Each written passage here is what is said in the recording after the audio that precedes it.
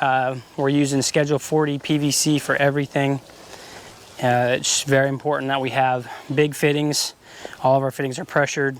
Everything is big as possible, as far as like all of our 90s are sweep 90s, so we get as much flow. And then all of our bell ends, you can see the bell ends over here on the end, they're big. And then if we have couplings, they're big as well. So everything is oversized for pressure to get the absolute most efficiency as possible. So we've got one supply for the skimmer, one supply for the drains. Drains is 2 feeds.